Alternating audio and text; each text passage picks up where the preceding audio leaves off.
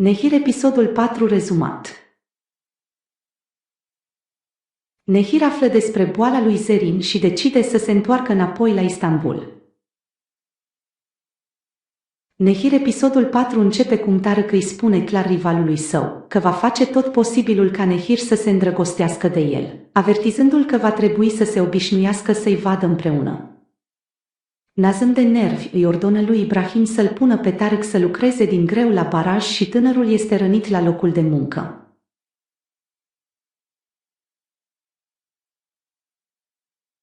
Nehir citește numele lui Nazım, însă nici nu bănuiește că el este bărbatul cu care a vorbit pe internet și nu dă prea mare importanță acelei cărți de vizită. Apoi îl sună pe Nazım și îl roagă să o ducă el la aeroport. Nehir îi arată lui Nazım ce a găsit. El rămâne fără cuvinte și Nehir crede că a fost o încurcătură.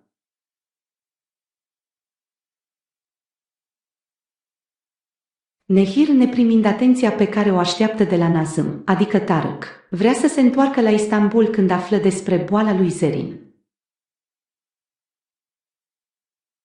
După amenințarea lui Tarık, Nazım, care vrea să o țină pe Nehir cât mai departe de rivalul său, nu se împotrivește plecării și o conduce la aeroport. Nazım este foarte supărat că Nehir pleacă și când încearcă să-i spună adevărul, își amintește de cicatricea de pe fața sa, pe care tot încearcă să o ascundă de ea.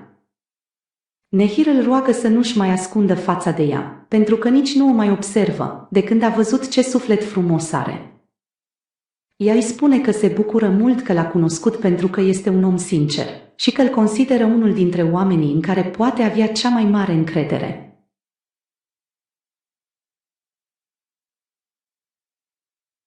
Nazım, care este îngrijorat din cauza accidentului de la baraj, se duce la spital la Tarık să se asigure că tânărul este bine și cei doi au o conversație. Tarık îl întreabă despre familia sa, Nazım, care este vizibil deranjat de acel subiect. Își amintește clipele de coșmar din trecut.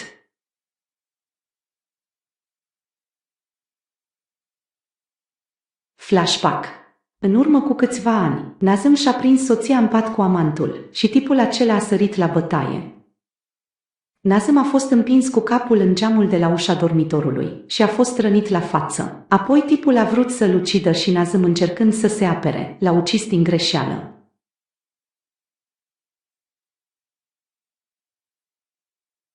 După accidentul lui Tarık, Nehir amână plecarea și merge la spital să-l vadă, când acesta o sună fără știrea lui Nazım.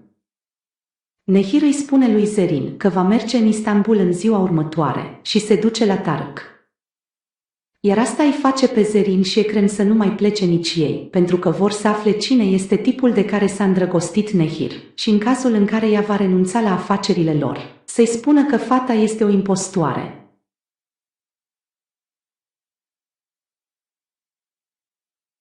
Nehir rămâne cu Tarık în spital, iar la externare îl duce acasă și are grijă de el. Apropierea dintre cei doi îl rănește profund pe Nazım, care tot timpul se confruntă cu probleme din cauza minciunii sale.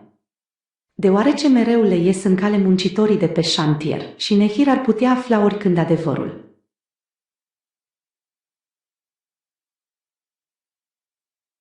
Halil și Zahra se mută lângă Nazım.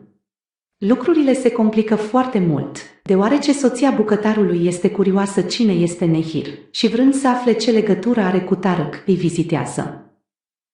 Se pare că Zahra este foarte interesată de Tarık, care este nevoit să-i spună situația și fata profită de sinceritatea lui și îl amenință că va spune tuturor, dacă nu o ajută să plece la Istanbul.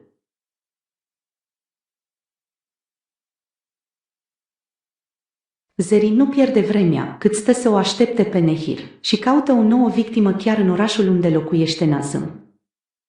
Ea încearcă să-l înșele pe Yalçin, fiul proprietarului unui hotel, care nu își dorește să se ocupe de afacerea familiei și aspiră să devină un mare actor. Yalçin este atras în capcana lui Zerrin, care îi captează imediat atenția, mințindu-le că este impresară și că așteaptă o actriță din străinătate să o cazeze în hotelul lui. Bineînțeles că actrița va fi frumoasa Nehir. Nazım, care este nevoit să o vadă pe Nehir tot mai aproape de Tarık, Vrea să scape de el și încearcă să-l ajute să se întoarcă în Istanbul. Dar Tarık se îndrăgostește de Nehir și, fără ca Nazım să știe, îi cere fetei adresa și numărul de telefon. Nehir le spune că merge la hotel și de acolo va pleca în Istanbul, dar de fapt ea merge în oraș pentru înșelătoria plănuită de Zerrin.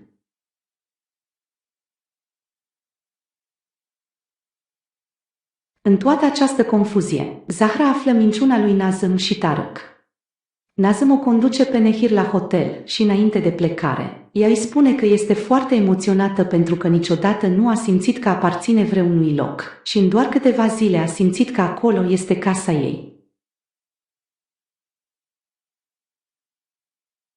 Nehir episodul 4 se termină cu imaginația lui Nazım și cum ar evolua lucrurile dacă i-ar spune adevărul. Nazım îi spune lui Nehir că a mințit-o și că el nu este Tarık, ci Nazım.